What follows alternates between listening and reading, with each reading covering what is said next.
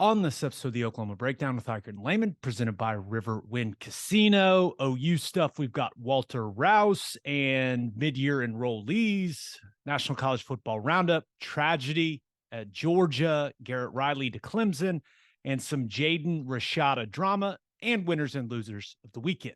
Please download and subscribe to the podcast, rate it 5 stars, and write us a good review. Follow the show on Twitter, Instagram, Facebook, and YouTube. Just search Oklahoma Breakdown on any of those, and you'll find us. All right. Our man Michael Hosty will kick this thing off. It's time for the Oklahoma Breakdown. It's a beautiful Monday, January 16th, and you're listening to the Oklahoma Breakdown with Ikard and Lehman, presented by Riverwind Casino. Riverwind is Oklahoma City's premier casino experience, and there are so many reasons why Riverwind is consistently voted OKC's number one casino, but it all starts with their amazing variety of gaming thrills and excitement. Riverwind's beautiful award-winning environment plays host to more than 2,800 of the latest electronic games with a huge selection of table games, including blackjack match roulette, and Teddy's favorite, craps. No matter what your game, Riverwind has it in spades and hearts. And to learn more about their gaming promotions and entertainment options in the month of January, all you have to do is visit riverwind.com. Riverwind Casino, simply the best. Now, recording this early Sunday afternoon. Please leave us a 5-star review and a nice comment. Ted, we strategically started recording during the Bills-Dolphins game because you and I both didn't think it was going to be very close. The Bills have a commanding lead currently, but after Saturday night, man, we may end up having to stop this thing at some point. Yeah, I don't feel as confident with Skylar Thompson as Trevor Lawrence, but then again, I don't think Skylar Thompson's thrown 4 interceptions like Trevor Lawrence did. So I don't know how to feel right now. Yeah, well, Bills currently up 17-0 in the second quarter. So if anything starts going really sideways, we'll hop off and maybe I'll actually edit some things from this podcast. Doubtful. I'll say this: just hang on to your money. Did you see the guy that bet $1.4 million on the live money line to win like $11,000? Yeah, gone. What an idiot. Gone. Oh, that's so brutal, man. I feel bad for him. We'll get to more of that game in winners and losers, but let's start with the OU stuff first. And graphic season continues, baby. And the Sooners got a very important graphic late in the week.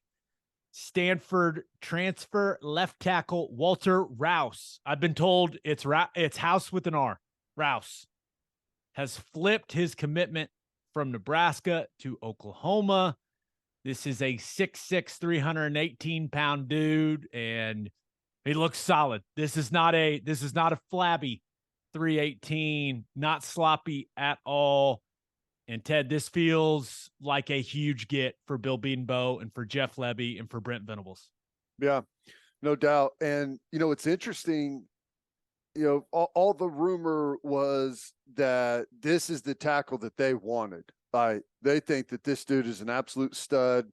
They had handpicked this guy and wanted to go after him. So whenever he committed to Nebraska, it felt like a big loss.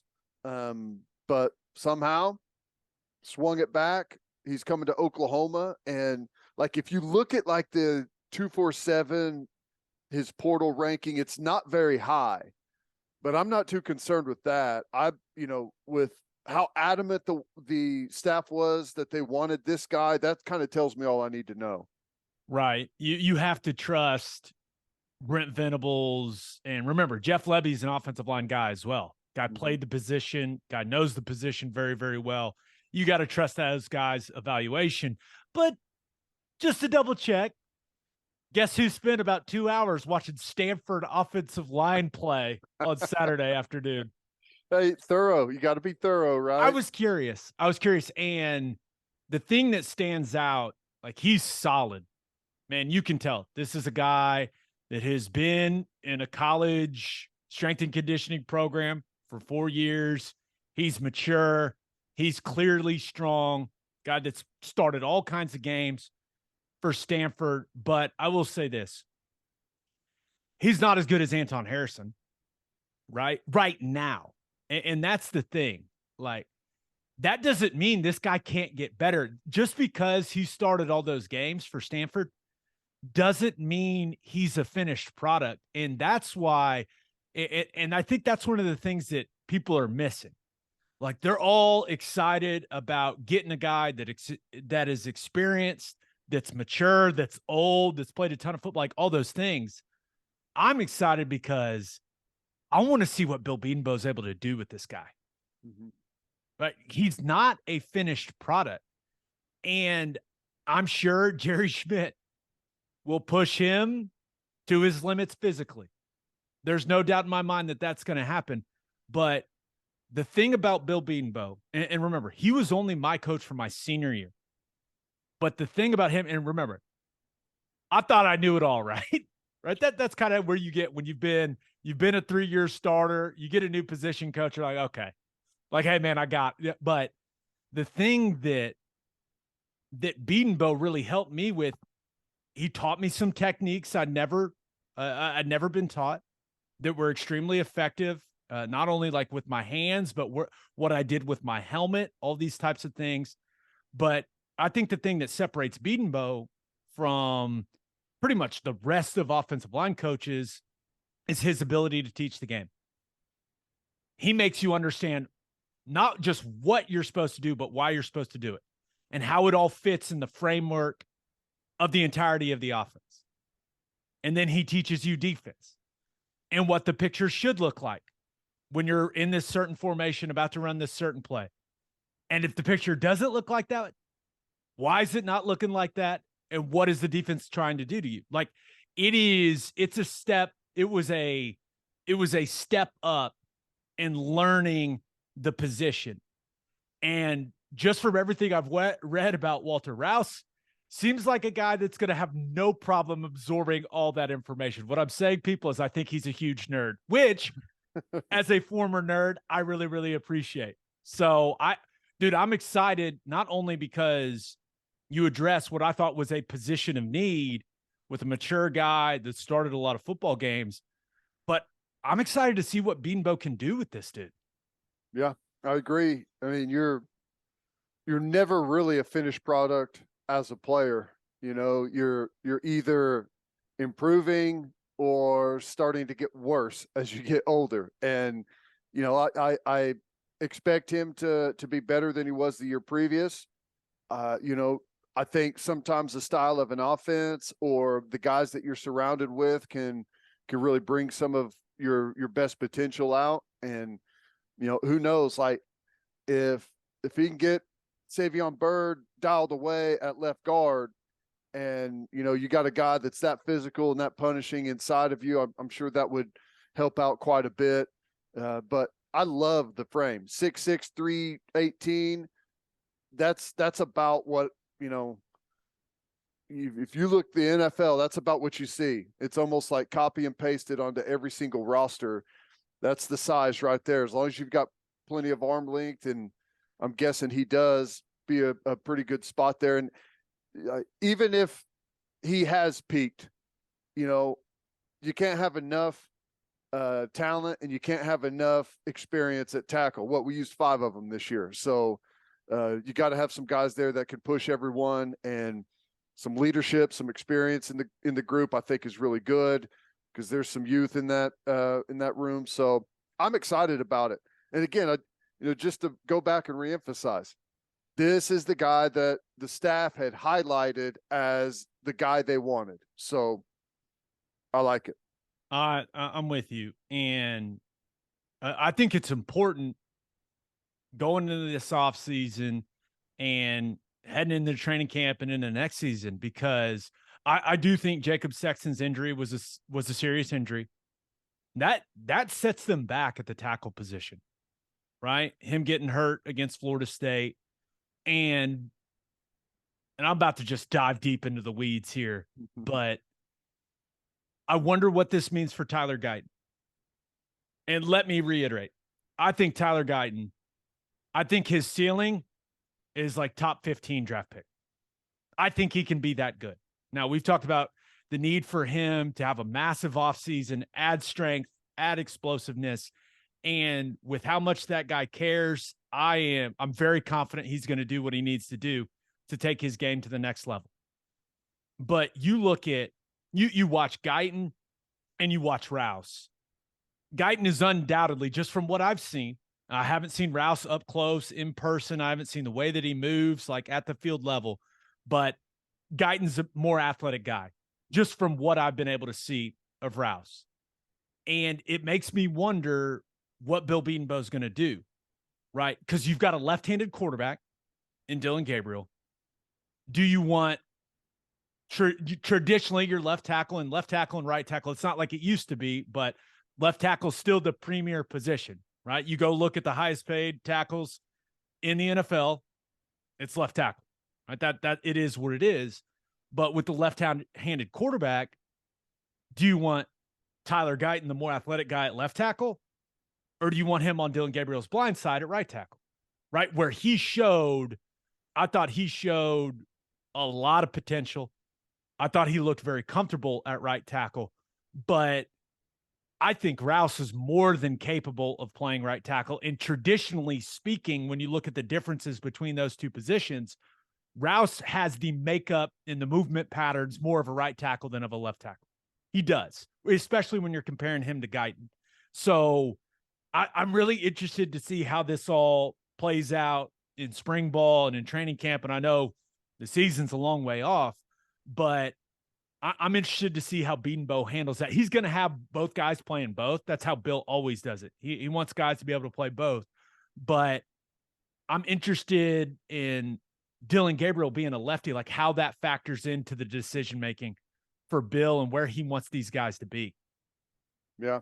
Well, it's a good problem to have if you've got a couple of guys that you feel like are interchangeable and, you know, maybe there's two answers to the equation, right? So, yeah, I'm with you. I think Tyler Guyton is, you know, the ceiling is incredibly high, but I don't know if football players are creatures of habit, right? And once you get settled in somewhere, a lot of times there's this resistance to change. Like, even if it's something that may be better for you, you may be better at it. You know, maybe it's even more premium of a position. There's this, man, but I was really starting to find my groove here, so I don't really want to move. But, you know, they'll find the right answers. And the good thing is you've got the ingredients to be able to shake it up however you want and hopefully come up with a good starting five. No, I'm with you. And this is something Venables talked about when we did the signing day stuff. They think Caden Green can help him right away. Mm-hmm. So adding Rouse, what does that mean for Green? Right? All of a sudden, I mean, there's less pressure on him to get out there on the field and contribute right away as a true freshman.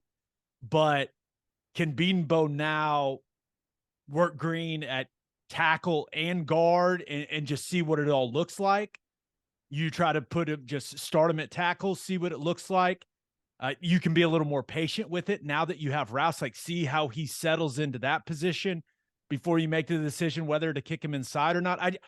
I just feel like it gives Bedenbaugh obviously more depth at the tackle position, which is massive, but it also just gives him a little more time, maybe with some of these young guys. You think about Sexton coming off the injury now.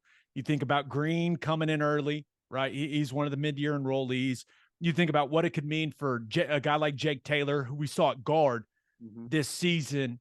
I don't know. I feel like there will be a positive domino effect to this guy being added to the roster. And, you know, that doesn't even really get into the fact that this dude was a biomechanical engineering major at Stanford. Right. Like, I'm going to go out on a limb and say he's going to be able to absorb the system and be able to help young guys get up to speed, right? I'm just going to go out on a limb. I've seen a bunch of interviews he's done. I went down a YouTube rabbit hole man, this is a sharp kid with a lot of personality that certainly has his priorities in the right place. But I wonder what it all means, man. And I know I'm going deep in this conversation about offensive line, and this is what people listen to this podcast for. They want all the O-line talk. There's no doubt. But it feels like a really important get for Oklahoma. It feels like the domino effect of it is going to be very, very positive. Well, if for no other reason, just some experience, because without him, we were going to be really young in that room, right? And now you get a guy that's played a ton of football just to shore that thing up a little bit. And, some guys can learn from that, learn from some of the practice habits and how you handle yourself. So there's always going to be that. But yeah, it gives you what you feel like is a guarantee at a left or right tackle spot, which means you can start moving some other pieces around to figure out exactly what you got, and probably speeds up the process a lot, in the meantime, because you got a guy that you feel like you can just go ahead and straight up settle in with and start moving some other guys around instead of, wasting 15 practices trying to figure out who goes where. Yeah, and some people may not realize this. Like when you're in offensive line room, Bill Bedenbaugh's coaching all these positions. Now there's assistants, Phil Lodeholt in his analyst role. Like there's all kinds of things going on, but not having to worry about it. And let me make something clear. Like Bill's going to change some things about the way that Rouse plays, right? There's going to be some technical differences from what he was taught at Stanford to what Bill's going to want to see here at Oklahoma. And that's based on the offense, how they do things. Like there's going to be change, and that change is going to be uncomfortable for Rouse at points in time. It just is. But Bill's going to coach it the way that he coaches it, and he's going to expect Rouse to do it that way. Now, with Rouse's level of intelligence, I've got to imagine he is going to quickly realize that Bedenbaugh is not a man to be trifled with. You will do it as he says it, or you will not play. It's pretty simple. It's pretty simple with that guy. But as far as, and I know the fan base is fired up, is really, really fired up, but as far as what Rouse is as a player, and I reached out to the one person that I know that cares about Stanford football, and that's Stanford Steve from ESPN. I was like, hey, man, and he's a football guy, but we have him on our SiriusXM radio show all the time now. I was like, hey, man, tell me what's the word on Walter Rouse? Like, oh, you just got him. Like, how excited should I be? And he basically was like, hey, he's not a world beater by any means, but I like the fit at OU. And that's the thing. And he said that before I started watching the tape. And I agree. He gets the job done. But with what he's put on tape at Stanford, he doesn't have the mean streak to finish blocks that we typically see from the interior offensive lineman that Bill Bedenbaugh coaches. That has to change, right? So that's why I'm trying to say, like, he's not going to all of a sudden come in and be a first-team All-American. Like, he's going to have to work to get to, even an all-conference type level. So how much coaching is he willing to take, and how much can Bedenbaugh get out of him when it comes to finishing blocks? Because I agree with Stanford Steve. I watched the tape and I was like, hey, he gets the job done, but he's not exactly burying dudes down in and down out. Yep. That's something that I'm hoping Schmitty and everything they do in the weight room and with that strength and conditioning program and Bedenbaugh, I'm hoping they can pull that out of him. Yeah. Well, that's the reality of, think about tackle, left tackle is a ultra premium position. And if you're really good, you're going to the NFL. You're not going to the transfer portal, so there's kind of there's a cap on how good of a player you're going to be able to get in the transfer portal, but this kind of fits what they've targeted. They want guys with experience. They want guys, that have played a lot of football, that come with no baggage, that are smart, that are dependable. I mean, you just look at the list of guys. Bothroyd, not going to blow you away, but consistent, played a ton of football. You know exactly what you're going to get. The kid from Tech, Pearson, played a ton of football, ton of experience. Just kind of, a lot of these guys, as you go through it, that's kind of what you get is guys that have been out there, like Stogner's played a ton of football, going to be dependable. I mean, that's what you're going to get. Rarely, like, we may have got a superstar in Deshaun McCullough, but that's not going to be typically what you get, in the transfer portal, because the elite guys are superstars where they are. They're typically not going to be leaving. And if they do leave, they're going to the NFL. It's that kind of tier right under it. Super dependable, played a lot of football, maybe looking for something else there to maybe elevate themselves a little bit from where they've been. And he fits that to a T. And when you look at Rouse, clearly the head coaching change at Stanford, I'm sure played a large role in it. And I think he's probably looking at it going, hey, I assume he's gotten his degree there at Stanford, or he's close to being done. And like, once you have that Stanford degree, awesome, right? But now it's time to get somewhere where, you can put yourself in the best position to be drafted, right? To be drafted high. And I think that with Bedenbaugh's reputation, I have to imagine that was certainly a big factor when it came to him flipping from Nebraska to Oklahoma, right? Because Bedenbaugh, he keeps putting guys in the league, right? The track record is proven, and Oklahoma in general, right? Even though Bedenbaugh didn't coach him, I don't think that it's lost on Rouse that, you see the first players all-pro team that's ever been put out, both tackles, Lane Johnson and Trent Williams, are OU guys. Yeah. Right. And then you look at the AP all-pro team, same thing. Those two guys, and then Creed Humphrey, who is a Bedenbaugh guy, second team. So you're talking 3 out of the 10 on the AP all-pro team are OU offensive linemen. Like, that's something that the Rouse kid is fully aware of. Yeah. I don't know how NIL factored into all this. I haven't asked. I don't care. But what I do care about is that they got deeper and better. And I feel like the floor of the level of play that this team's going to get it tackled, like the floor has been raised. And that's a very, very, very positive thing. Yep. No, I agree. This doesn't, just totally fill out the puzzle, though. Like, the biggest thing that we have to have happen is the young guys that are on campus that have been there for a little bit of time need to have a hell of an off season whenever it comes to development. That's physically, that's mentally understanding this offense. Now that you've had a year in it, you understand the language, you've got it all down. Like, it's time to have some really big growth. Talking to Savion Byrd, I'm talking to Jake Taylor, I'm talking to Rame.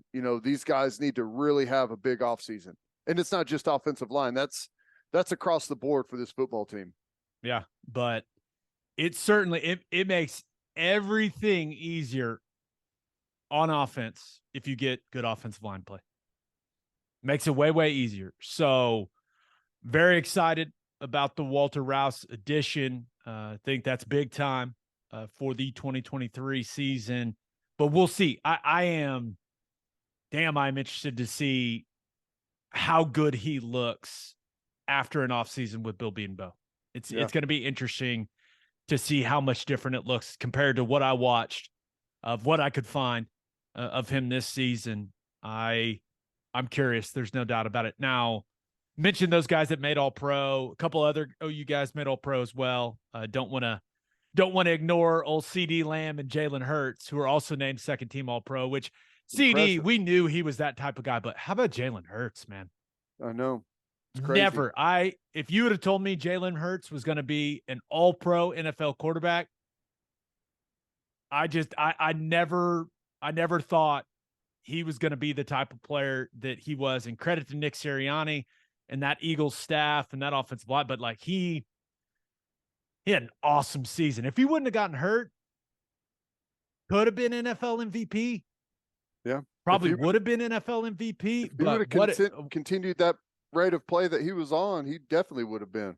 Yeah, but it always good to see the OU guys on the All-Pro team. That's big time. And I think just in the NFL playoffs, I think it was only 2 schools that had more active players than OU playing in the playoffs, which is, I think OU was like 18 guys or something like that. Wow. That's crazy. And I think it was LSU and Georgia, I want to say, were the 2 that had more. Could be wrong. I saw a graphic. I'll just say it is graphic season. I saw a graphic. It is graphic season. I know there's a bunch. I feel like there's guys in pretty much every game that you could watch. K9, Kenneth Murray was getting some action last night. So yeah, there's a bunch of guys out there playing some good ball. Yeah. Okay. The other big story for OU football, the mid-year arrivals, the mid-year enrollees have moved in, and shout out to the Twitter Stoops bros who goes through like all those pictures and puts the names like above or on each one of them. That's very, very helpful. So nice. I appreciate. I need to check that out. Yeah. Thank you. Thank you for your service, Stoops Bros Twitter. Because the only person I could really tell who it was Pachotti. He kind of stands out from the crowd. Okay. He looked like he was 6'6" in that picture, didn't he? He looks like Captain Damn America, dude. What is what? He almost has like a Drago look to him. I know. That's interesting you bring that up, because I was looking at that picture. Like it's all the early enrollee freshmen and some of the transfer guys.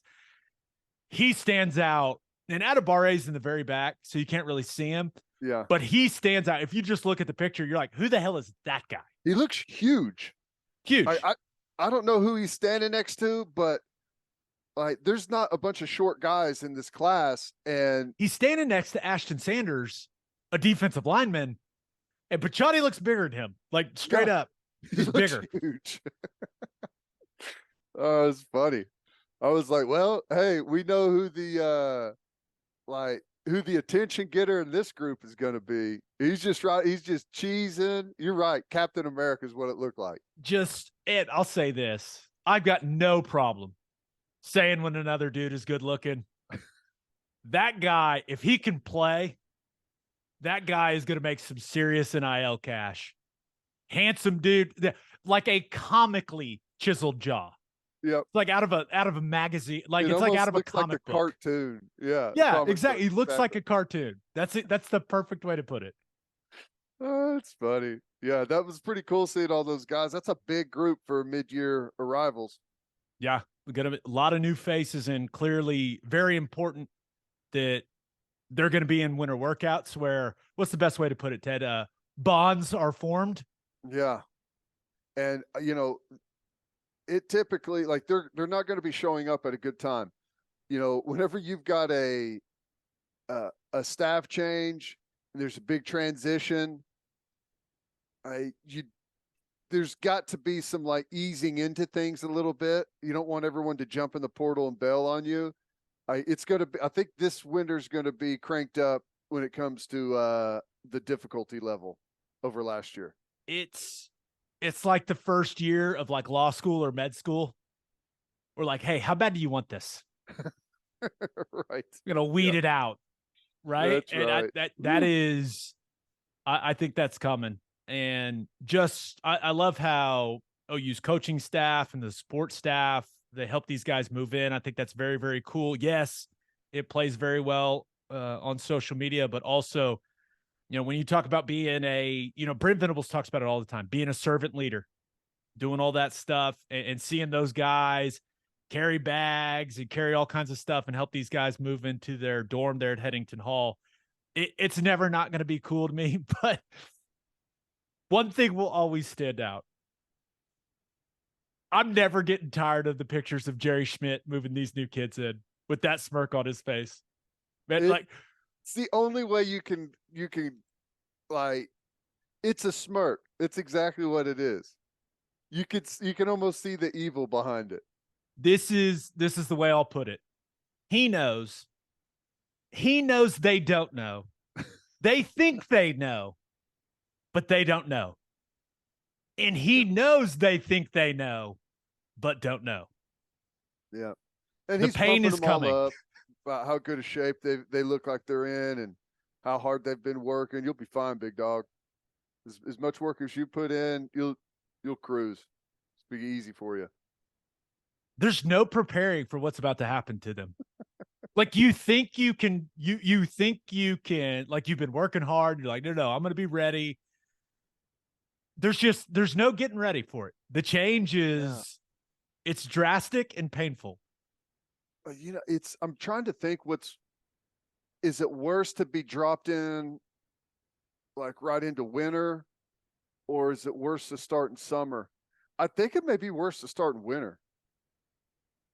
The lifts are harder. As a guy that was not good at lifting weights, being dropped in summer. Now, my story is a whole different because I broke my foot twice before I got there for summer. So it was my freshman summer was the worst, like 2.5 month stretch of my life. I was miserable, but winter would have been even worse because of the emphasis on lifting. And I just wasn't good. It would have, I don't think it would have gone well. Yeah, it's different. It's tough. You've got, whenever you do the coaches workout, county fair, whatever people call it, they look a little bit different than they used to, but that is that will test you right there. Brutal. So may the Lord bless and protect these young men. Best of luck, boys. We're rooting for you. One cool thing, Jackson Arnold named Gatorade National Player of the Year and wins it over Arch Manning, over Malachi Nelson. OU's first high school assignee to win the award. Now, remember, Kyler won it back in 2014, but he transferred for A&M. So, that is, the kid was coming in with enough hype, but that's big time, man. Gatorade Huge. National Player of the Year, that's huge. It's huge.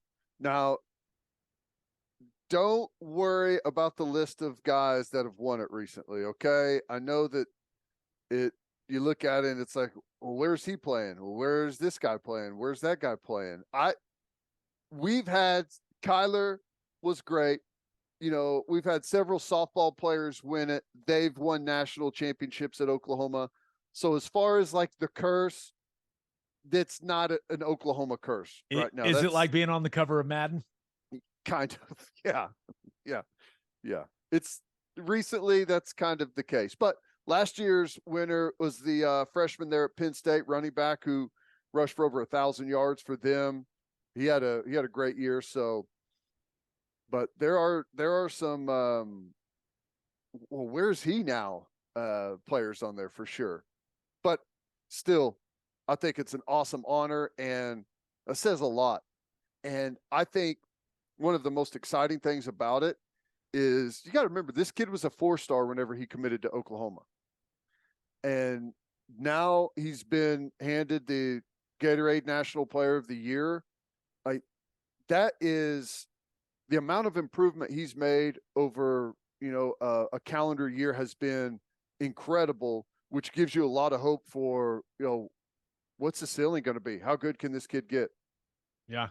And I still think it's, when you talk about his development and what's best for him, having a veteran guy like Dylan Gabriel with the demeanor that he's got in that room with him to help him learn and grow, I think that's extremely valuable. But that's a hell of an honor. And if the expectations weren't already high enough for Jackson Arnold, just sprinkling a little more on it, man. Jeez. Yep. That kid, I don't know, like stepping into winter workouts is going to be a shock to everyone else, but I think the expectations for Jackson Arnold, what the fan base is kind of throwing on his shoulders is like, maybe that's going to be the big shock for him when he gets here. Yeah. Yeah. The only other thing, LaDamian Washington, we talked about Emmett Jones taking over as the wide receiver coach, and Brent Venables saying that they were fighting like heck to hold on to LaDainian Washington. Well, he ends up moving on and becoming the wide receivers coach at Western Kentucky. You saw an outpouring of support from the wide receivers he coached in his one season as the wide receivers coach at OU. You saw it from multiple other players as well, not just the wideouts. But I'll just say this. I really enjoyed my interactions with LaDainian Washington. We're the same age. It was cool to see a guy that young getting his shot. And, man, I've got all the respect in the world for that guy, for the way that he handled his business. And anytime I talk to the wide receivers about him and about him taking over that role, they were incredibly complimentary and always brought up how much they thought he cared about them, not only as players, but as people. And this was a guy that was thrown in a very, very awkward and difficult situation after the Cale Gundy thing unfolded. And I hope he goes and kills it, man. I think he's got a bright future in coaching. I think he's got the right priorities. I think he handles his business the right way, and I wish that dude all the luck. He was awesome. Yeah. It wasn't easy. And you mentioned it, the spot he was kind of thrust into wasn't easy, but it was a great opportunity for him, and yeah, he didn't get to retain the spot here at Oklahoma, but he's now wide receiver coach at Western Kentucky. He's got a good jump on his future, right? He's a young man, and getting that year of work there as a wide receiver coach at Oklahoma is going to look really good on the resume. Western Kentucky got a really good one, so yeah, I'll be anxious to see where he ends up. There's going to be some good things in the future for him for sure. Yeah, so wish LaDainian Washington the best, and he was a lot of fun to deal with on the media side of things. So hopefully he goes and balls out there at Western Kentucky. Okay, let's get to call your shot. We asked you guys what was the most important thing that happened this weekend for Oklahoma football. I love this first one that comes from Jazva, I think, Jozsva. I don't know. I'm sorry, man. I don't know how to say it, but he says, no controversy. Example, no one is in jail. It's a good point. Don't say that. You never know. You never know. But yes, so far, you feel like things have progressed okay through the offseason. This one comes from Smoking with Sap. Okay. Who says, I love this. Coach B and BV needing wheelbarrows for their nuts this week for Rouse. So much meat added to the defensive line and offensive line. Loving it. I love how he framed that. That's beautiful. Well said, Sap. Yeah. It looked like it was going to be they felt good about it. We're in a good position. And then you saw the announcement that he was going to Nebraska. That hit hard. And it was like, dang, okay, well, what do we do now? What is plan B? And I don't know that they had a plan B. I'm sure they did, but being able to get that back, however that happened, is crucial to our offseason for sure. No doubt. Now, I've got to read this last one. It comes from Bad Hop Single, who wrote a poem as the response. Players committed, we have reasons to boast. Not surprised, we're still better than most. Coaching got better, 7 losses are past. 230 days until we can kick everyone's ass. That's pretty good. Snaps for Bad Hop Single. How about that? I'll say, if you write poems as the call your shot response, that's definitely going to enhance your chances, the odds that we read it on here. Should it be the only way it gets read is if it's in poem form? I don't know what kind that's of can of worms that opens, man. I know we don't want to go down that road, I don't think, but overall, very, very positive weekend for Oklahoma football. All right, let's get to birthday shout outs.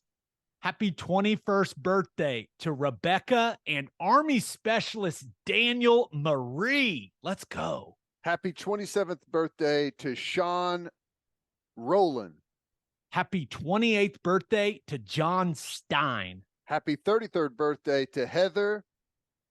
He woman still? I think that's right. All right. Hey He woman. woman. I don't know. It was what I just type it how they send it, man. Happy Heather, birthday. he woman still? Yeah. Hey woman? Is that like a dude, if you just called her he woman and that's not what it is, oh boy. Well, hey, I just read what was typed in there. You're like Ron Burgundy, man. You're just reading the prompter. Put it in front of me. That's what I'm saying. Happy 39th birthday to Stephen Branch. Happy 41st birthday to Chad Littlefield. Okay, you're 41, right? Yes. Okay, because he said he was the same age as you, I'm pretty sure. Someone said that. He's like, he's Lehman's age. So I was like, I just took that as 41. Yeah. I'm 41. God, Okay. I'm sitting here thinking, like, am I 41 or am I 42? Dude, I'm 32 now. Getting so old. Happens quick. Happy 89th birthday to Mitch Burris. And happy birthday to Walker Williamson. All right, let's get to the National College Football Roundup. But first, the only place to stop when you're road tripping is Love's Travel Stops. Love's has over 600 locations in 41 states, offering 24-hour access to clean and safe places. Whatever your road trip needs are, Love's has it. Fuel, fresh food, all the snacks and drinks, including, yes, my favorite, Java Amore. That coffee is fantastic. Love's also has you covered if you forget your phone charger or headphones. They've expanded their mobile to go zone so you can grab any of that stuff there. Make sure you download the Loves Connect app for exclusive offers from today's most popular brands. The Loves Connect app also includes a route planner and store locator. When you see that red neon heart on the highway, stop in and say hi at Love's Travel Stops. For a full list of what Loves has to offer, visit loves.com. Opolis Clothing is the exclusive home for all of our Oklahoma Breakdown merchandise. If you want to live your life in buttery soft comfort, go to opolisclothing.com. That's OPOLIS clothing.com and use promo code TED, TED, for 10% off your entire order. You still get a discount on all of the OU and OKC Thunder gear as well. That's opolisclothing.com. Use promo code TED for 10% off. Buttery soft and 10% off. Update 17-17. Dolphins came back before half. Yeah, about to be half. Wow. So okay. So if you were thinking maybe Dolphins as loser of the weekend, you may reassess. Could be Bills. Could be Bills. We'll see. We'll see. But all right, National College Football Roundup time, and unfortunately, starting with some tragic news, man. Georgia had their national championship celebration in Athens on Saturday, and tragedy struck that program early Sunday morning. A single car crash where offensive lineman Devin Willock and recruiting staffer Chandler LaCroix both end up passing away. There was another offensive line, Warren McClendon, and another female passenger were in the car as well, but they have survived. It sounds like McClendon is doing well, but the other female passenger still. I don't know if she's completely out of the woods, but it sounded like she's possibly, I don't want to assume anything, but we'll see how that ends up playing out. But just brutal, man. A time when this program is supposed to be celebrating what is an unbelievable accomplishment when it comes to winning back-to-back national championships, and to lose, two pieces of the program, right? A player and a staffer, just awful, man. Awful. Yeah, that's tough. The teammates, the coaching staff, the fans, obviously the family. That's just brutal to go through. After such a positive time, and everyone's happy and feeling great and just celebrating, and this is the time to really sit back and feel great about the last however many months and what's gone on. It's just brutal that that this has happened. You know, I hate it. Such a promising young football player, played quite a bit for them, had done some good things, had a real bright future ahead of him. You know, and obviously the someone on the staff there too, which is to be associated with Georgia football at this time is really a good catalyst and a jumping off point for whatever it is that you want to do in your life. And I don't know, it just that's just brutal. I hate it for everyone. Yeah. So clearly all our thoughts and prayers to the Willock family, to the Georgia football family, to the LaCroix family, but just, you know, as a guy that lost a teammate in college, it stays with you, man. Really, no matter what the circumstances are, and hopefully those players, you know, get the proper resources, like especially those guys in that O-line room, right? Because you become such a tight-knit group. You spend so much time together. Hopefully Georgia provides those guys with the resources that they may need to kind of digest this and work through it, because it's tragic and it's traumatic, man. And that's the reality of the situation. And you know, clearly you feel for the families, but these are guys that are supposed to be, you know, on cloud nine right now, celebrating a title, and to have this happen, just, oof, I can't imagine. You know, you talk about the high they were on to this taking place and where they're at right now. That is that couldn't have been easy. No, it's, you don't expect those type of swings, you know. But that's how I mean, it's just, that's the harsh reality of it is, you know, you just can't ever get too comfortable in life. Like, you got to make sure that you're in good standing with the folks around you, because you never know what could happen. You know, it's just, I hate it. Hate talking about that on a Sunday podcast. You know, it's brutal for Georgia and obviously their family. Gosh, just a promising young man, and as a parent, to just see what the future may hold and how great everything's going, and just have all of these aspirations for your child and things that you want them to accomplish. And it's just the dagger, just brutal. Yeah. And I mean, not that it's necessarily relevant, but this is a guy that was going to play in the NFL. Mm-hmm. I mean, he still had a couple years left there at Georgia, had played some football for him, had started some games. I mean, this is a guy that was going to make significant money playing football in the future, in all likelihood. And I know that, you know, that may not matter, but it is like you said. I talked to some people. It's like, this is a guy that we were really, really excited to watch play on Sundays. And I guess just from everything that I've been able to gather, just an awesome kid, fun guy to be around, kind of life of the party type of guy, and just gone way too soon. 20 years old, man. 20. Oof. Yep. And wow. This, I only saw a couple, and it comes from burner Twitters and all that stuff. I'm a big believer in karma. I am. I think kind of the energy you put out in the world is kind of the energy you get back. And there are a lot of people that hide behind burner Twitter accounts and say just incredibly hurtful and hateful things. Willock, he had an NIL deal with a law firm that specializes in car wreck injuries. And if you're one of those people that for likes and retweets tried to turn that into a joke, I hope you get what you deserve. Yeah. I hope the universe got like whatever you believe in. I hope that you get what you deserve making that into a joke. I really do. So we'll leave it at that, right? And but it's just crazy to me that some people there's a person doing that, even though they're hiding, you know, anonymously. There's a person out there doing that, which is just, unbelievable to me. Yeah.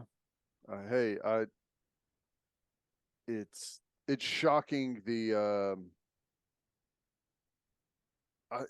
I can't even think of the thought process of how someone would think that's a great thing to do on a sad Sunday morning. Like, you don't have anything better to do than to try and bring an extra amount of pain and hurt for the people close to the young man and the rest of it's just, I don't even know how to think about that. Like, it just doesn't even register. Yeah. Prayers to that family, to Georgia football, to the LaCroix family, and not an easy transition, man. Not, but Dabo Swinney, some big moves over the weekend. Fired his offense coordinator there at Clemson and was able to poach Garrett Riley from TCU. Clemson signed him to a 3-year, $5.25 million contract, making Garrett Riley one of the highest paid coordinators in all of college football. This is a guy that just won the Broyles Award, just had a phenomenal season with TCU. That offense was a big reason why, was the main reason why they had the season that they had. And also one of the main reasons why is what he was able to do with Max Duggan as the quarterback's coach. But Ted, people wondered if Dabo's loyalty to his staff and, kind of doing things internally would prevent something like this from happening. But to his credit, Clemson's offense has been underwhelming lately. Dabo did what he had to do, and that's a big get for that program. Yeah, it is. That's, he's the hot star right now with what went on at TCU. And, I guess I can't really blame Garrett Riley for doing it. If you are if you're the hottest commodity out there and you've got an opportunity to maybe take a big gig with a bunch of money while you can, that you feel has a really bright future, you maybe jump on it. That you do have to feel like, even though I think they're going to be able to put some good players back together, do have to feel like TCU had, lightning in a bottle there for one season. Will they be able to replicate that? I don't know. I won't, take anything away from what they did, but that very easily could have been a totally different year for them. So I don't blame Garrett Riley for taking advantage of the situation whenever he's got a chance. Sometimes whenever you wait around a little bit too long, that moment passes you by. Yeah, and that's why I was kind of thinking, well, why would he do it? Right? Clearly the money is substantial, right? $1.75 million a year. That is a ton of money to coach football. It just is. But Dabo, he's made a lot of coordinators into head coaches, right? He has. And I just wonder, is it because Garrett Riley, maybe he thinks TCU can't replicate that success that they had this season? Or is he just viewing it as like, hey, I can go learn from, one of the best coaches in all of college football. Like Dabo's a goof, right? He's a goober, but I mean, the results are the results. Guys won national titles, and everyone, talks about how good the culture is there at Clemson. I wonder if not only Riley looks at it as a, opportunity to make a lot more money, to coach more talented players, right, with the way that Clemson recruits, but I wonder if he views it kind of as a better path to becoming a big-time head coach, learning from Dabo and learning about, what the keys have been for the amount of success that Clemson's had, even though they've had 2 disappointing years in a row. Like, it doesn't take away what they were able to accomplish, over the last decade. Right. So let's see. He's been at Kansas, he's been at SMU, and now TCU, right? Correct. Do you know where he was before Kansas? Was he at Tech or? Pull up the old Wikipedia real quick. Well, the thing I'm kind of like, this will be his first shot. He definitely could have stayed at TCU. And after the run TCU had there's no doubt that there's a lot more people aware of TCU, but like this will be the first stop at. Like, I don't consider Clemson a blue blood, but you know where I'm going. Like that, that's an elite program right now. Like Yeah, you're now at the elite. This is like you've made it. he was a high school coach, and then Augustana College, which is a private school in Illinois. He was the running backs coach. Then he was a GA at East Carolina, and then was the outside wide receivers coach at East Carolina, then went to Kansas, then was the running backs coach at App State, then SMU, TCU, Clemson. So you talk about, that's a quick rise, man. It is. It's a quick rise, and like this gives you legitimacy. Like you're no longer, and I know TCU is a Power 5 school, but like you've gone from a non-Power 5 school to the offensive coordinator at Clemson, one of the top elite schools in the country, in a year, in a calendar year. Like that's, you take that opportunity, because you got to lock yourself in with like the who's who of college football by going to an elite school. So I don't blame him at all. Yeah. I will say, I wonder at what point he's going to be like, working for Sonny Dykes was a lot different than working for Dabo.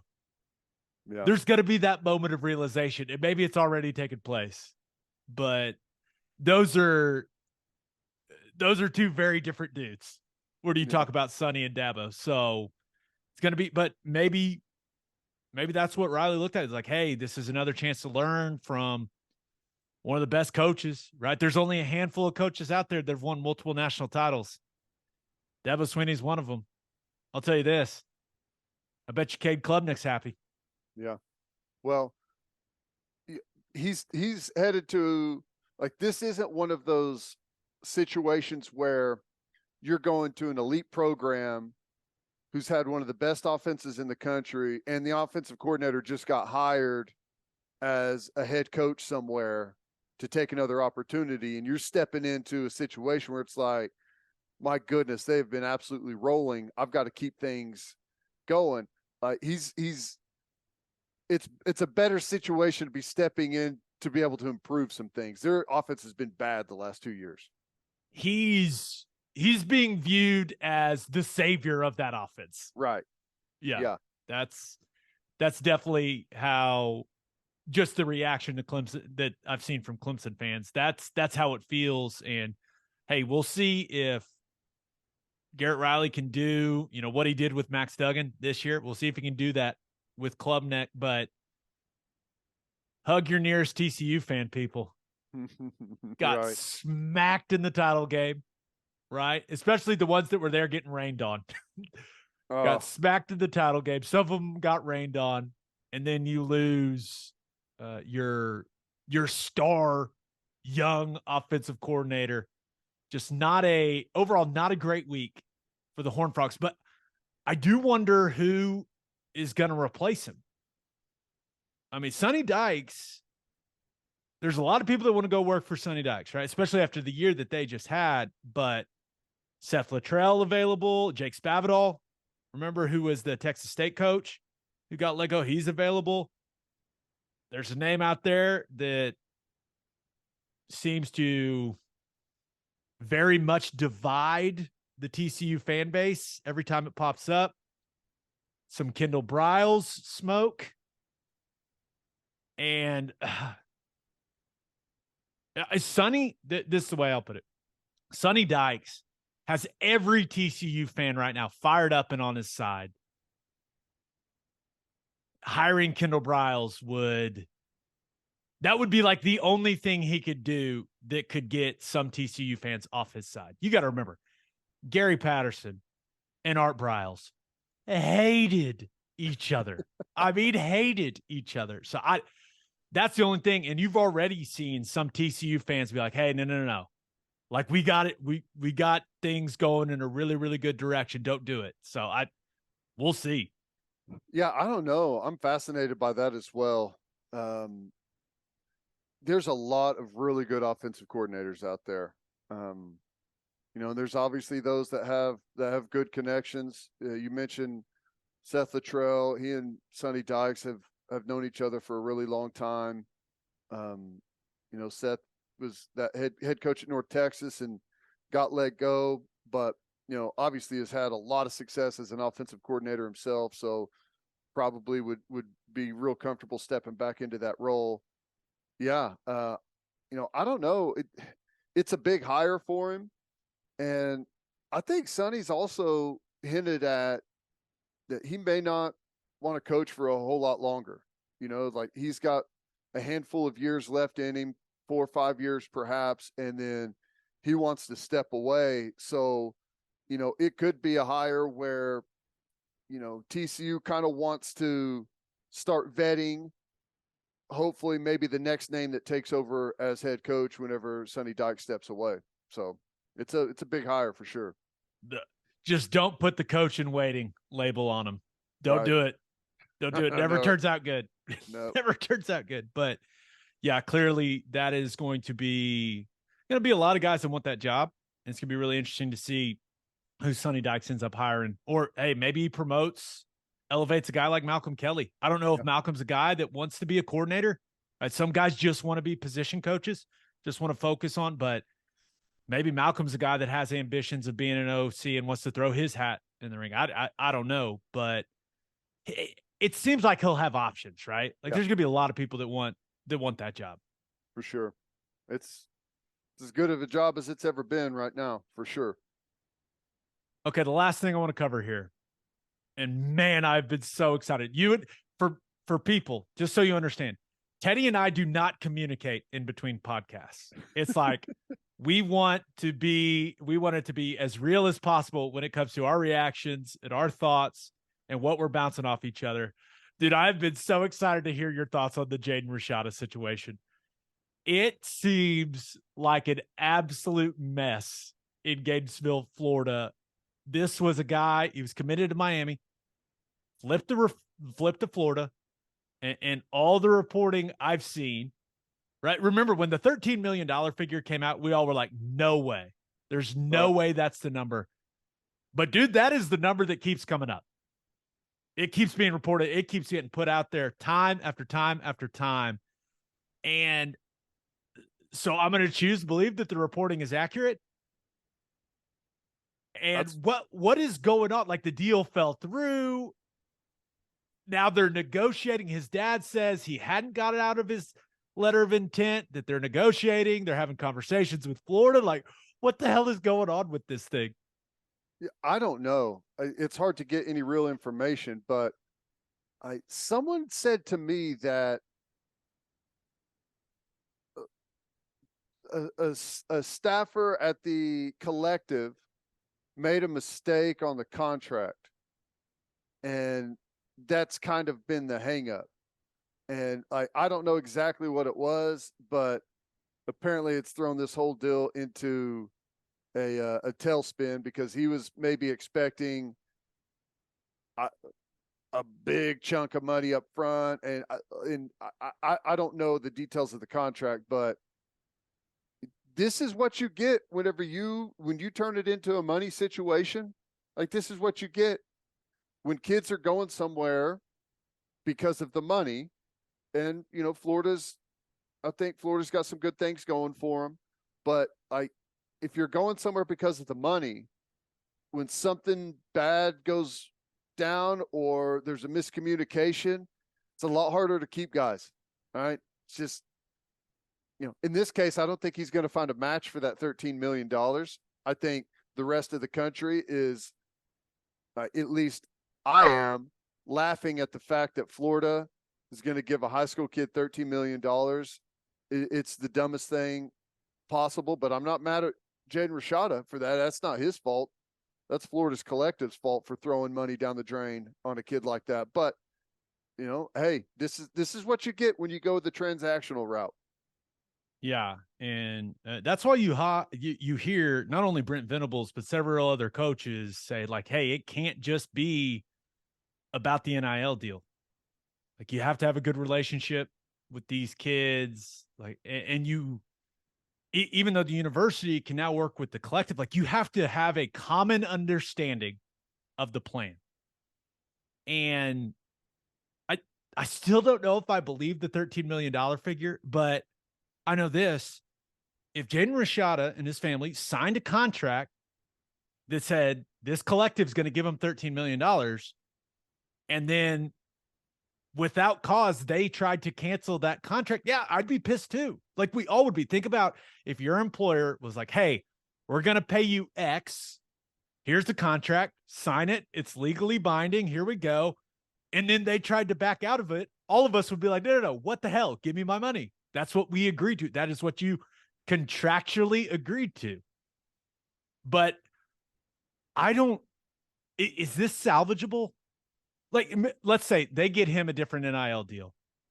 I feel like the public damage has already been done, man. Now, maybe he ends up being a stud and he wins him a bunch of games and we all forget about this entire thing and we laugh about it down the road. But it doesn't feel like a great way to start off if you're Jaden Rashada and you're in that locker room. I think the damage is going to be done to the collective, right? Because it sounds like that's where the issue was. There's still maybe a good chance that Rashada wants to go to Florida, likes the staff, like everything that has happened has been great up until this point, except for whatever has happened with the collective. So maybe if the collective can negotiate themselves out of this thing, then you could still have a happy ending there for everyone. But I don't know. There's no way to justify $13 million for this kid. No way. I don't care how good he is. You cannot do that. It's ridiculous. It's a massive waste of money. You also don't want to lose your highest ranked recruit in your recruiting class. Well, and you have to, if you're Florida's collective and your Florida staff, like you got to find a more reasonable figure. I firmly believe some of these 5-star quarterbacks are signing deals where they are making $2 to $3 million, maybe total, but I bet some of them are getting $2 to $3 million guaranteed each year. I think that's reasonable. Like if you talk about the face of your program, eventually a guy that like there's clearly some risk in guaranteeing that amount of money to a high school kid. But if you're going to bet on anything, you're going to bet on 5-star quarterback. You're not throwing that type of money at anyone else. Right. But I'm so interested in how Florida's going to fix this mess, man, because it is not a good look publicly. It just isn't. It looks awful. They look disorganized. They look stupid. Is how they look. Yeah. Yeah. It looks bad. There's a lot of this going on though, man. We've seen a lot of numbers being thrown around, but it still appears like there's not a whole lot of checks clearing into accounts, right? It's like they're finding ways to get people in on these big contracts. And I don't know if they're tying it to performance or what it's tied to necessarily, but it just doesn't feel like the cash is ever hitting the account like it's supposed to. I'll say my favorite part of this entire story is people are like, well, Jaden Rashada has to make a decision. Florida's ad drop date is coming up. Guys, the administration there at Florida is going to make an exception for the borderline 5-star quarterback. Okay. Don't worry about the academic calendar for the young man. He'll be fine. It'll all work out. He's an early enrollee. It's like at the worst case, you miss a semester and you get started on it the next semester. Yeah. Right. All right. Or you go somewhere else that's willing to pay the $13 million. Bet Miami will. Yeah. Old John Ruiz is going to be hitting up the Rashada. It's like, hey, he'll pay the $13 million just so he doesn't go to Florida. Right. Got to do what you got to do, man. It's this is college football now. All right, let's finish up with our winners and losers of the weekend. But first, Bishop McGuinness Catholic High School represents a tradition of educational excellence in Oklahoma City, grounded in a faith-based education. Students prepared to meet their potential with an individualized academic path that strives for success. Bishop McGuinness offers a college prep curriculum that includes 22 AP courses, participation in OSSAA athletics, where they've won over 100 state championships, and numerous clubs and organizations for students to join and grow. If you want to provide the best possible educational and spiritual development for your children, contact Bishop McGuinness Catholic High School or visit bmchs.org. Financial aid is available. And attention business owners, you need Insurica in your life. Insurica is one of the country's largest insurance brokers with 30 offices throughout Oklahoma, Texas, and the Southwest. Insurica is able to customize programs by accessing the latest information from many insurance carriers. They compare and contrast coverage offerings and pricing in order to design a cost-effective, comprehensive program to meet your business's specific needs. Insurica's clients become best-in-class businesses by working with Insurica's team of advisors to manage risk. Purchasing insurance is only one way to protect your business. Best-in-class businesses win by avoiding a loss in the first place. If your business partners with Insurica, you'll save huge amounts of money and take back control of your total cost of risk. I'm an Insurica client, and you should be too. If your business wants to be best in class, connect with Insurica at Insurica.com. That's INSURICA.com. Ted, I think we need to work efficiently here because scoop and score for the Dolphins. They now lead 24-20 with 14 minutes to go in the third. So let's pick up the pace. We're going to want to watch the end of that one, okay? Let's do it. Yep. As always, Ted, kick us off. Who do you have as your winner of the weekend? How about OU men's hoops? Let's go. Got the W. You absolutely have to hold serve at home in this conference this year. You got to win the games that you're supposed to at home. Got to win over West Virginia.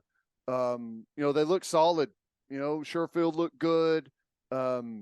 Just got some good play scattered around the roster. I thought I loved seeing Porter Moser get hot. That's the maddest I've ever seen him in that game. He kind of like puffed up. That ref came over and Porter gave him what do you want to do? What do you want to do? And I get my favorite Porter Moser is when he gets that crazy look in his eye. And he had it. That was good. I thought the charge was a good call, but he did it and he lost it, and I loved it. Yeah, that was wild. Was Frashilla on the call? Is that who it was? I don't remember. I had T-Row on. Okay. I was kind of watching and coming in and out of the room, and he's like, not that bad of a call. And then there's a call like at 30 seconds later. He's like, now that's a worse call. That's one you could get mad at. But that was fun seeing him all lamped up. But I thought it was awesome. Good all around win for the Sooners over West Virginia. West Virginia struggled a bit, but you got to be able to lock those games up whenever you have opportunities in this conference. No doubt. I know the Sooner faithful probably got a little nervous there at the end of that game. Could never get as big a separation, or at least maintain the separation, right? And credit to West Virginia for continuing to battle back. But also, dude, West Virginia's late game execution. Missed free throws. They were down 2. And what the hell was that shot they took on that last possession? Not the last possession. The last possession was a meaningless 3 that ended up having West Virginia cover the spread, which significant to some. Right. But yeah, I thought that I didn't think West Virginia operated well in the last minute or so. It's wild. It's been tough. West Virginia over like the last 3, maybe 4 years they've turned south. Typically, whenever they first came to this conference, they were a handful every single year, but seems like things have slowly started to slip there on the court, and it's tough, man. It's tough once you start to lose it for an entire 4-year cycle, kind of like they have. It's tough to claw out of it, but They got a good coach. We'll see what the future is, but they're having a rough year. This is not an easy conference to have a rough year. Yeah, and they missed free throws. Jalen Hill hit his free throws, and Dude, I he's playing did things. good. I like Jalen Hill this year's been really solid. He's you kind of know what you're getting with him, right? Dude's going to play hard. He's going to score when he gets his opportunity. He's going to guard at a high level. But I did think, I know a lot of OU fans, they've kind of complained about how the offenses looked, especially late in games, but I thought they looked better offensively. Yeah. Some more movement, looked a little more fluid, right? Shared the ball. And we talked about this earlier in the year. Like, they don't get a lot of easy baskets. They had some, right? Had some dunks, had some backdoor cuts laid in. I thought it looked better. And then, dude, Sherfield, that dude could just pull up. He can get buckets, man. He's fun to watch. Yep. Really like him a lot. But yeah, you're right, man. It had a totally different feel to it. Being able to catch it in the paint and go in for an easy dunk on a little give and go type of play, just it makes the stress level go way down, where you're not grinding over every single offensive possession trying to hit contested shots. It's tough. Yeah, I know Sherfield is the big name, right? And he's the leading scorer. He's earned that. I love Uzan. Yeah. He had some blow-bys in that game. I like how he pushes it in transition when he gets the rebound off the defensive glass. This is the nicest compliment I can give him. Like, he moves like an NBA player.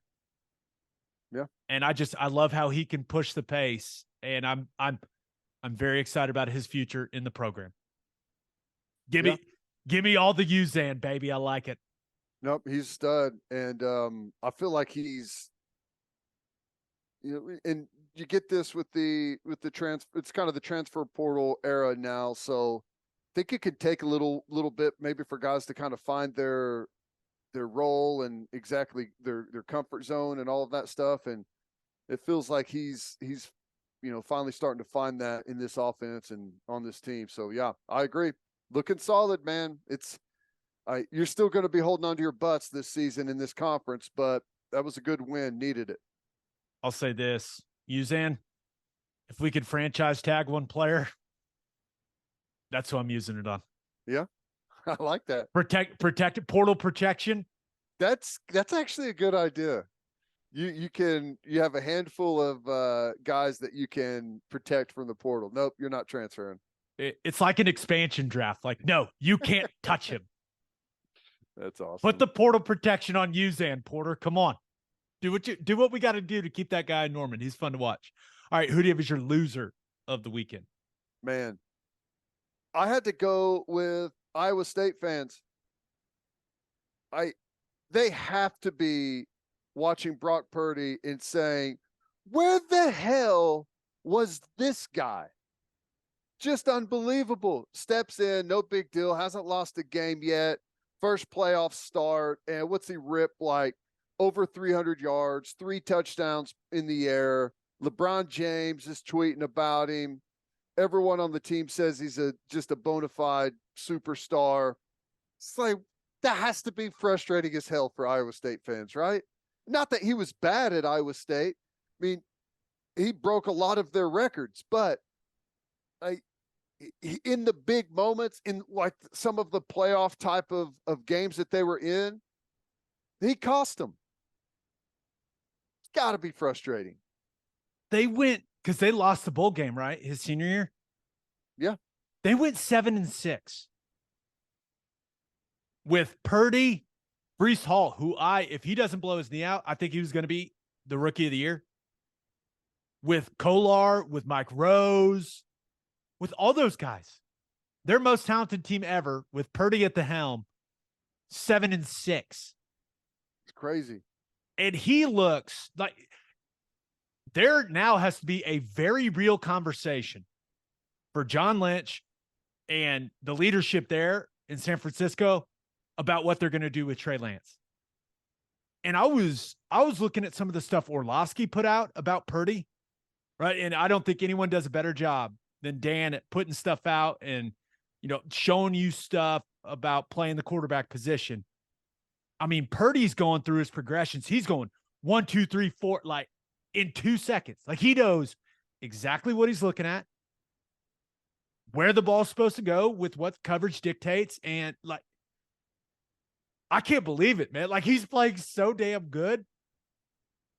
He had some nerves early in that game, but settled in and just, I mean, tore the Seahawks apart, tore them apart. This is one of those situations where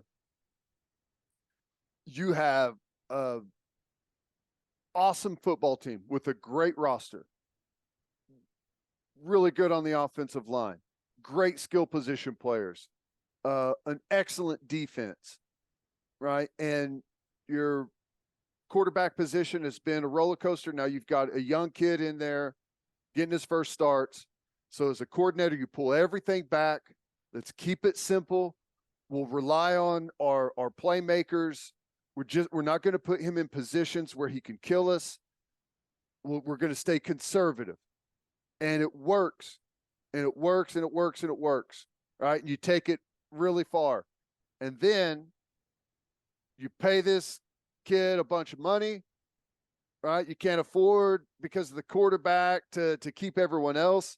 The roster dips. And now that you're paying a star, you got to ask way more of him. So you put more on the quarterback. You don't have as good of a supporting cast, and it turns into a disaster. I've seen this play out over and over and over again. Hopefully that's not what they do there at San Francisco, but because of the quarterback position and how much money it costs, there's really not a whole lot you can do to avoid it. Just imagine hearing this statement. You know, the 49ers should really think hard about trading Trey Lance and building around Brock Purdy. Yeah.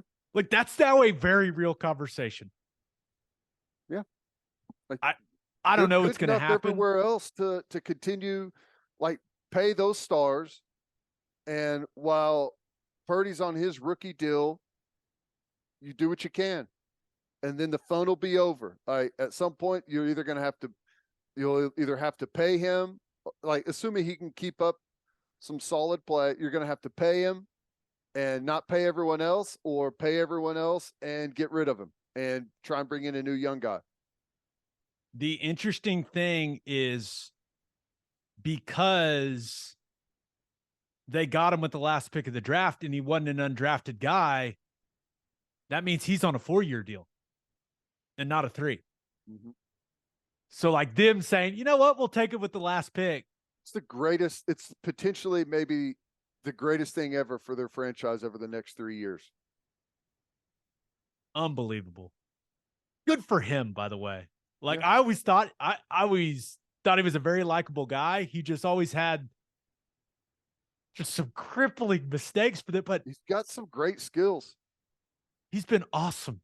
I mean, awesome. He's undefeated as a starter. And a lot of people think he could take the 49ers to the Super Bowl. Oh, my. Yeah, you're right, though. Iowa State fans have to be in some type of pain. Like, I'm sure they're excited for him. Like, that's our guy. Look at him go. But they're also like, they went 7-6 with this guy. But, you know, I love the offense. That offense is a traditional, like, pro style offense. And there's some wrinkles in there, obviously, some newer type of concepts, but there's a lot of stuff that just makes it really easy on play action, boot, you know, just some traditional type of offense. And, you know, when you protect it really well and you've got absolute stars at all of the skill position, you know, you don't have to do a whole hell of a lot. Well, it's been working. We'll see if it keeps working, but yeah. Brock Purdy, how about that? All right, let's get to my winner and loser. But first, First Fidelity Bank is a full-service financial institution based in Oklahoma with tailored solutions for all your personal and business needs. Checking accounts, saving accounts, home loans, and much more. They do it all, whether it's online banking from your computer or mobile banking from your phone. Everything is stress-free with FFB. Making mobile deposits, paying bills online, and moving money to different accounts could not be easier. Make your life easier and go bank with First Fidelity Bank. Visit ffb.com for more information. And if you're a whiskey or bourbon drinker, stop what you're doing. Head to your favorite liquor store and buy some Balcones products. You got to grab some of Balcones Lineage single malt whiskey. It was voted one of the top 20 whiskeys in the world by Whiskey Advocate. and you'll be shocked by how affordable it is. Also, you got to snag some of Balcones baby blue corn whiskey. It's made from blue corn. That's the fancy corn. And that is why it is won more than 25 awards. Last but certainly not least, you got to buy some of Balcones pot still bourbon. Its big flavors make it the perfect bourbon to drink year round. Remember in 2012, Balcones single malt won the best in glass competition, beating brands like Johnnie Walker and Macallan. This stuff is the real deal, people. If you love great whiskey and bourbon at a great price, then Balcones products are the only way to go. Update on Balcones, Ted. They just sold to a big beverage company. We have been in contact with the new ownership, and we are trying to extend the sponsorship. Those negotiations hopefully will take place this week. But the fancy corn line is in. We'll see how it goes, man. Okay. Nervous times. So, listeners, if you would like to tweet at Balcones and say, you guys need to stay on as sponsors of the podcast, that I think that would be helpful. I'm assuming, right? But I don't think it would hurt anything. But yeah, we are hopefully going to have a meeting with new ownership sometime this week. So nice. We'll see. Very cool. We'll see. But yeah, so good, exciting news for Balcones. But the sponsorship of the podcast it's up in the air. We'll see how it goes. We'll see. We will see. All right. For my winner of the weekend, I thought about going with Kliff Kingsbury. I love this story, man. Got fired. Not great, right? But signed an extension in March. So you have to assume he's getting a solid buyout from the Cardinals, right? And I know there's some language in buyouts like, hey, you have to actively seek other work, right? You can't just sit and chill and collect a check. Like you have to be in conversation, that type of stuff. So I'm sure he'll get to that at some point. But Peter Schrager reported that multiple teams have contacted Kliff to be their OC. And he bought a one-way ticket to Thailand, has told teams, hey, not now, guys. I'm going to go on this trip. I'll see you later. I think it's so awesome. Like some coaches, they just jump right back in. They don't take any time or anything like that. I love Kliff Kingsbury. Just like, no, I'm going to Thailand. I don't know when I'm coming back. I'll talk to you guys in a bit. I love that, man. It's so funny. Yeah, that's what we all strive for, right? To be able to, be wanted. A lot of people still want your services, and you're like, no, you know what? I'm going to take a month-long, 2-month-long, however long I need to recharge the batteries before I come back and decide to do anything. So, yeah, what, just Kliff and the Instagram model girlfriend going to Thailand? I don't know if he brought sand to the beach or not, man. I'm not sure. That's great. This is the way I'll put it.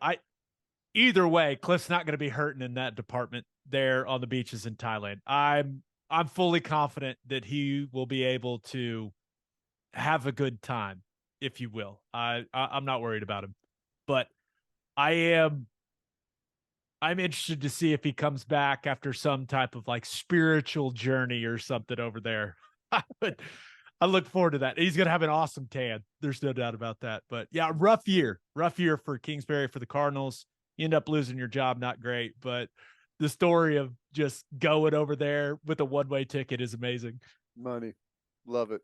All right. But my winner of the weekend, and I debated whether to make the Jags my winner or the Chargers my loser. I'm going to go ahead and give the Jags some credit. The Jacksonville Jaguars are my winner of the weekend. They were terrible in the first half, right? Fell in a 27-0 hole. That was and Trevor Lawrence's 4 interceptions clearly had a lot to do with that, but it was not looking good, man. They were at home. They were getting embarrassed on their own field in their first playoff game in a long time. In front of their fans, they're down. They're the guy that everyone thinks is that is kind of the face of the organization moving forward. Like, hey, he's figured it out in year 2. Looked awful, but they never wavered. Nope. And Trevor Lawrence, he got that thing back on the tracks before the half, man. And I don't know what Doug Peterson said at halftime, but they kept rolling. Last 5 possessions for the Jags. They had the touchdown before the half, touchdown, touchdown, touchdown, game-winning field goal. It's really impressive, like to play that bad and to get smacked in the face on your own field in that situation and to keep pushing and not pack it in. That was impressive, man. I'm going to give them the credit they deserve. Yeah, and the time-consuming drives too, right? And it's like, they're moving the ball, but my goodness, they're running out of time. Didn't have a whole lot of like typically in a game like that, you're going to need a bunch of possessions to be able to come back, but they really didn't. And I don't know, Chargers, they get too tight. That was wild. It was an incredible comeback, and I'm happy for him. Doug Peterson, dude, he's done some awesome things in his career as a coach, and this is one of them. Yeah, know several guys that have played for him. They love him. I love him. So the Jags become the first team in NFL playoff history to be -5 in turnover margin and win, which is insane. It is. To be -5 in any game in the NFL and win is insane, let alone a playoff game. It's the 3rd biggest comeback in the history of the NFL playoffs. And the only people that were excited about it were Al Michaels and Tony Dungy. Oh my God. What was that, man? Can we get some energy, boys? Just like there's this insane comeback happening and we got nothing. It was so, I'm not one to criticize broadcasters much because it's hard, right? It's a hard job, but oh man, everyone was complaining about it. I agree, because I was watching the game in the living room and I was also like, messing around on my phone, watching some other stuff and reading some things. And I looked up and they're like lined up to kick the game-winning field goal. I was like, how has there been no excitement in on the call to like bring my attention back? Nothing has happened. It's just been blank. It was weird. Rather monotone. But you mentioned like the Chargers did what the Chargers have done, right? I felt for that fan base, man. It was like, it was happening in slow motion and you could see it falling apart for them. And it seems like a pretty significant overhaul is coming that organization's way. I can't imagine Brandon Staley survives that one, man. That is, and everyone's pointing at Sean Payton, especially with Justin Herbert and all those things. But there's got to be a coaching change after that disaster. Probably. And this one's going to play out a little bit different than the old Denver Broncos situation is going to play out. Right. Yeah. Like you got a young stud quarterback that you've got an opportunity to really capitalize on.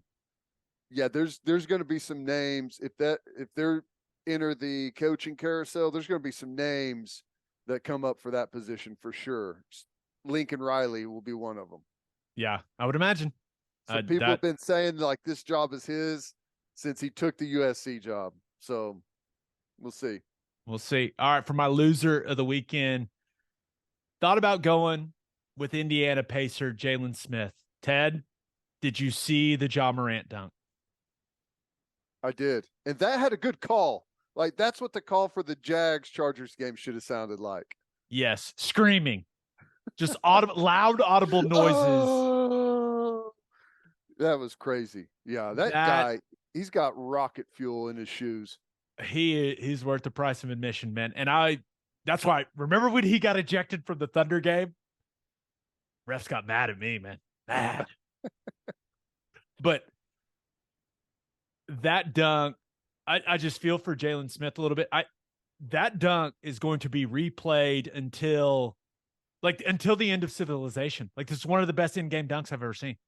Yep. He just goes up, and then when most people stop to try and dunk, he elevates like another 8 inches over the top of that. It's just incredible. It was. But I also thought about going with me and you for loser of the weekend. We have not given OU women's basketball any love on here. And Fair they're point. balling, man. I watched a bunch of They that are. game against Kansas. Another nice win over a top 25 team. Jenny Baranchek has the Sooners 14-2. I looked up I did some digging, Ted. 7th leading scoring team in the country, 86 points per game. They were They're like playing number some 1 fun and number 2 basketball, last year, weren't they? Their Yeah. offense. Yeah. They score points. They're fun to watch, man. Yeah. So, Light it up from 3. They got a shot. we'll see. We need to get Coach Baranchek on here at some Yeah. point. Maybe for the tournament or something like that. But my loser of the weekend, all of you that wanted the Thunder to tank, all the haters that said they were going to win like 22 games or whatever. I told you to take the over, people.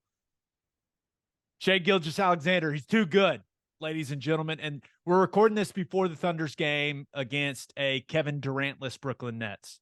But they're starting to look frisky, Ted. Yeah. They're starting to look a little frisky. Thunder with 2 wins on a back-to-back dismantled the 76ers on Thursday, 133-114. Put it on the Bulls Friday night, 124-110.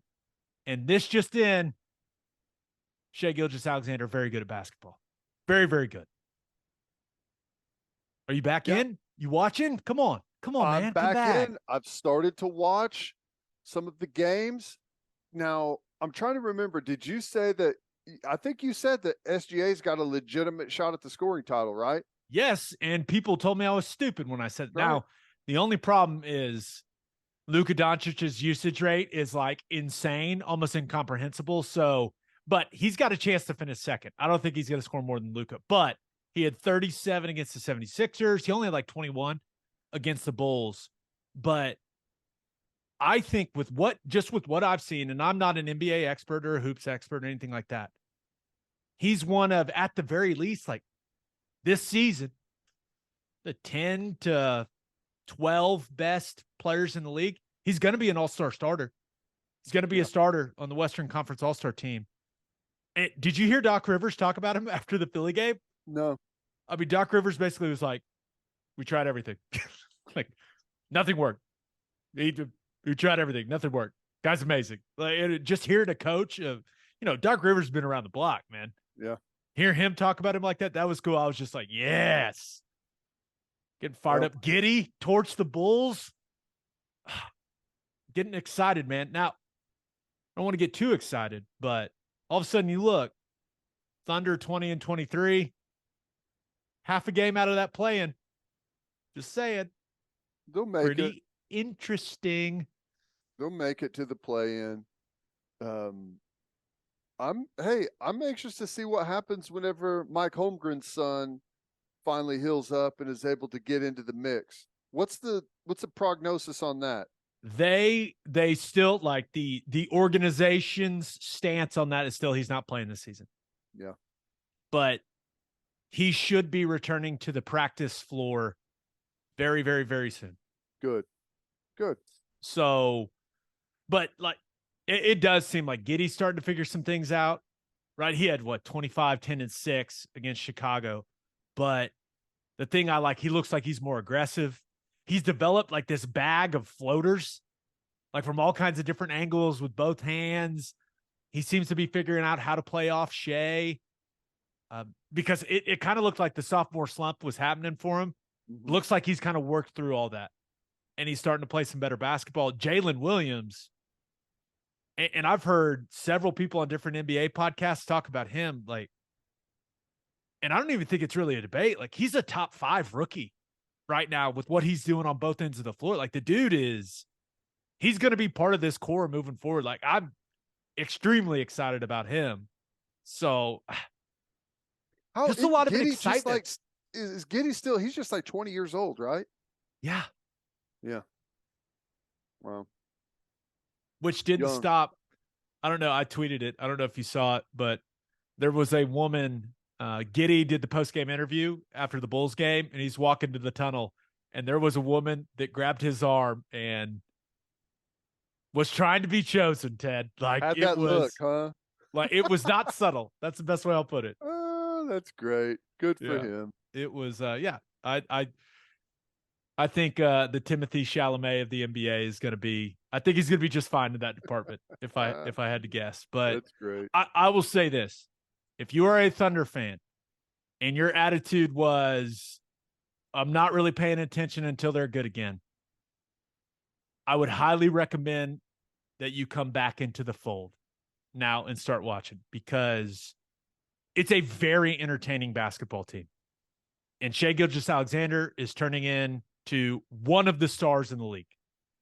So I'm just saying, if you've been holding out for them to be good again, they're not going to win the title or anything like that. They're not going to make a deep run in the playoffs. I don't see that coming, but they're fun to watch, and the dudes play hard. Like they're really entertaining. And it's a good time to have one of the up and coming stars in the league, because it feels like the previous generation. Now they're still playing good, but like those guys are getting close, right? The guys where it's the same all-star game year in, year out. It's the same exact guys. Like that group is getting up there in age, and some of the younger guys are starting to make some waves, and SGA is one of them. Yeah, he made Harden look old, and that's not like Harden's has ever been an elite defender by any means. Don't get me wrong, but he made Harden in some of those possessions. He made him look like he was standing still. I was like, whew. So just come on back, people. Thunder up. Let's all do it together. Come on back. On that note, episode 283 in the books. We'll have a new podcast that'll drop Wednesday. Just a reminder, you can hear Teddy from 3 to 6 on 94.7 The Ref. You can hear me from 2 to 5 on Sirius XM Big 12 Radio, channel 375. Hope you all have a great week. And until next time, we appreciate y'all for listening. Do what you always do, Oklahoma. Take care of each other.